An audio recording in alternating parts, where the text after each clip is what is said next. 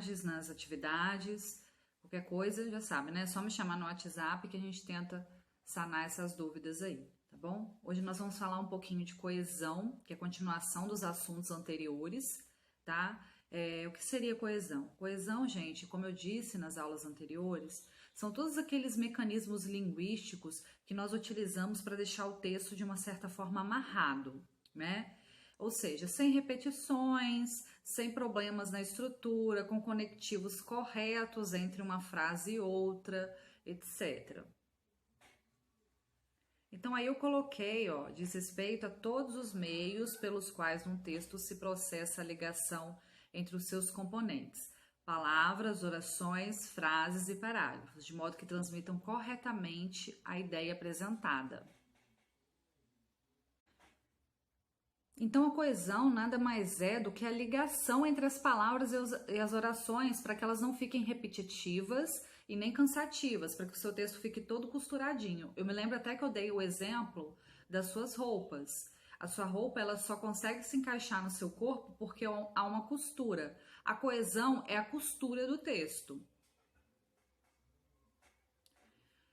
Quais são as bases da coesão textual? Temos aí vários ícones, vou explicar um por um. A retomada de elementos referidos anteriormente. Então, por exemplo, vamos supor que existe um texto e esse texto possui algumas palavras repetidas. Quando eu utilizo sinônimos ou pronomes que se referem a uma palavra que já foi dita anteriormente, eu estou usando um tipo de coesão, tá? Porque eu estou usando uma outra expressão para manter o sentido do texto, para manter a estrutura textual, a textualidade que nós chamamos, e aí me refiro a algo que foi dito anteriormente com outra palavra. A articulação da informação conhecida com a que se lhe segue, ou seja, eu falo que isso prejudica um pouco a coerência, né? Então a informação que segue deve ter a ver com a informação anterior. A progressão temática.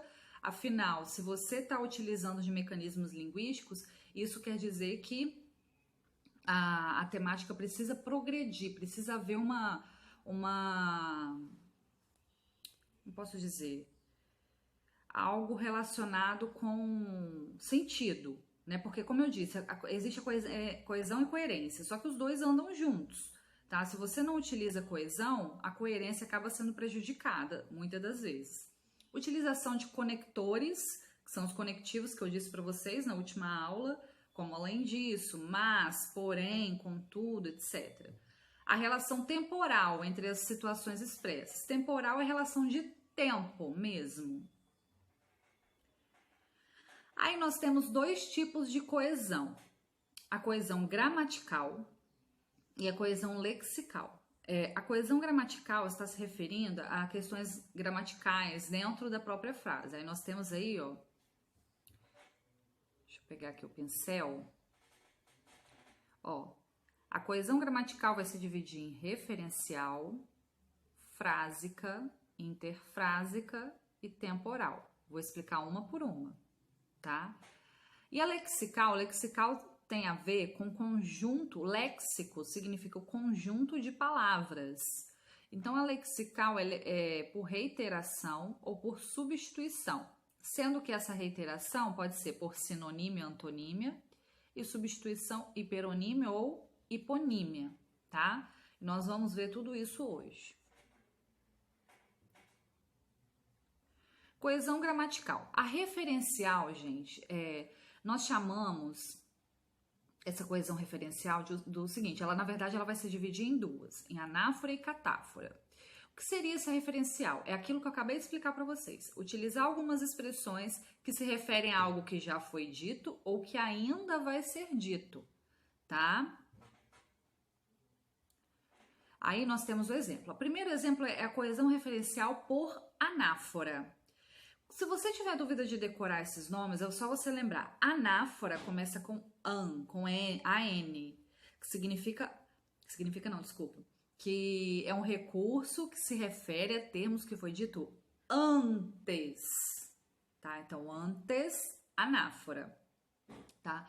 Nós vimos também a anáfora nas figuras de linguagem. Vocês devem ter visto com o professor Marcelo em literatura, tá bom? Mas a anáfora também é um recurso de coesão referencial. Então, olha só. Ao sair da escola, encontrei o Luiz e ele disse-me que o seu médico o atendera rapidamente.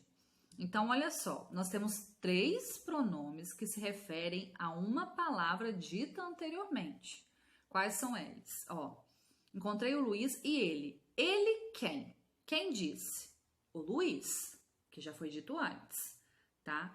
Disse-me que o seu médico, médico de quem? Porque é um pronome possessivo. Então, é o médico do Luiz, né? E o atendera. Atendera quem? O próprio Luiz. Então, são 3 pronomes que se referem ao Luiz. E todos esses 3 pronomes se referem a uma palavra que foi dita antes no texto. Isso se chama anáfora. Tudo bem? Tranquilo? E nós temos a catáfora. A catáfora são aqueles pronomes que utilizam, que anunciam algo que ainda vai ser dito. Ele não se refere a algo que já foi dito. Quer ver? Após a consulta e o que nela lhe fora dito, o jovem sossegou. Tá, disse para quem? Porque esse lê aí, ele tem escondidinho nele o a ele, a ela, ou para quem, ou para quê. Desculpa, ou para quem, ok? Então, para quem foi dito alguma coisa? Para o jovem. Então, esse lhe se refere a uma palavra que foi anunciada depois e não antes. Então, anáfora são as palavras que se referem a algo que foi dito antes e catáfora se referem a palavras que foram ditas depois. Elipse. A elipse, ainda na coesão referencial, tá? Ainda estamos falando de referenciação. A elipse é um processo em que esconde uma palavrinha para não haver repetição, uma palavrinha que já foi dita. Então, ó, o Armando foi à consulta e sossegou. Nós temos 2 verbos, foi e sossegou. Esses 2 verbos se referem a que pessoa? Ao Armando. Quem foi à consulta? Armando. Quem sossegou? Armando. Mas o nome não foi repetido, simplesmente foi retirado. O Armando foi à consulta e sossegou. E o Armando sossegou. Para não haver essa repetição, nós usamos a elipse, que é uma maneira de esconder a palavra que já foi dita. Coesão frásica. A coesão frásica são aquela, né, que ocorre dentro da própria frase. Quais são os processos? Vamos acompanhar aí. Aqui, ó, serve-se de processos como ordenação das palavras e das funções sintáticas na oração frase. Vou explicar para vocês cada uma daqui a pouco. Concordância em gênero ou número de palavras. A gente sabe que gênero ou número na língua portuguesa, gênero se refere a feminino e masculino, tá? E número se refere a singular e plural. Se eu digo assim, menina bonito, não está concordando em gênero. Tem que ser menina bonita. Isso prejudica a coesão no texto. A mesma coisa que eu disser assim, meninas bonita. Tá prejudicando também a concordância, porque uma palavra está no plural, a outra no singular. Correto seria meninas bonitas. Regências, presença de complementos exigidos pelos verbos. Vou dar um exemplo. O verbo assistir, no sentido de ver, assistir televisão ou assistir a um filme. O verbo assistir, em relação a complemento exigido aí, tá, gente? O verbo assistir exige a preposição a. Então, olha, quem assiste, assiste a alguma coisa. Então, o verbo assistir está exigindo essa preposição. E para haver uma coesão corretinha ali, a gente precisa usar a preposição. Assistir ao filme e não o filme. Coesão interfrásica, que recorre à coordenação, à subordinação, a conectores e organizadores do discurso e à pontuação. A interfrásica, ela está relacionada o próprio nome já diz, inter, que significa entre as frases. Então, aí vão entrar os conectivos, mas, porém, contudo, quando eu vou usar, quando der sentido de que, né? Pontuação, quando que eu uso o ponto de exclamação, a vírgula, isso significa coesão interfrásica. Olha, eu coloquei os exemplos aí. Decidi sair cedo, mas não cheguei a horas porque fiquei preso no trânsito. Eu usei duas conjunções para ver a conexão entre as frases. O mas, que dá a ideia de oposição, e o porquê, que dá a ideia de explicação. Agora, ó, segunda frase. No Natal, Lourdes ofereceu uma boneca à filha, vírgula, pontuação aí que precisa ser usada. Dedicou um poema à mãe e preparou toda a ceia com o marido. Esse é um conector que está ligando as duas orações, tá? A Mônica cresceu tanto que a roupa do inverno anterior já não lhe serve. Esse já é um advérbio que precisa estar ali para manter a coesão, assim como tanto que, ok? Coesão temporal são aquelas expressões que são utilizadas para indicar uma ordem temporal nas frases, uma ordem de tempo. Como que ela é conseguida? Através de uso de modos e tempos verbais. Vou mostrar para vocês que alguns tempos verbais precisam estar juntos. Então, se eu digo assim, ontem eu vejo, eu estou usando de uma forma errada o verbo. Porque a palavra ontem indica passado, algo que já um dia anterior, do de hoje,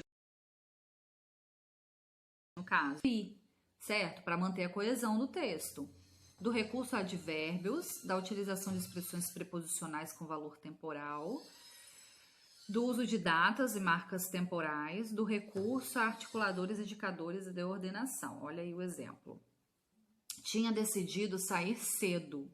Esse tinha decidido está no passado, então automaticamente os outros verbos precisarão ficar no passado. Mas não cheguei a horas porque fiquei preso, tá vendo? Tá tudo no passado. Fiquei, cheguei. Segunda frase. Ontem a mãe já tinha feito o bolo quando chegamos a casa. Então, ó, chegamos está no passado, tinha feito está no passado, é a palavra ontem, que também é um advérbio, que também está no passado. Então, tudo tem que concordar direitinho para não ficar sem sentido. Coesão lexical em relação às palavras mesmo, ao conjunto de palavras, e se refere a sinônimos, palavras que podem ser substituídas por outras sem prejuízo de sentido nenhum. Aí, no caso, nós temos dois: reiteração, que a gente chama de repetição, e substituição. Como que vai funcionar isso aí?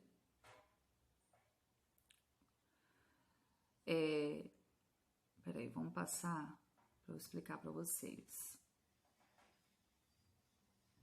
Ó, nós temos uma repetição aí para mostrar para vocês que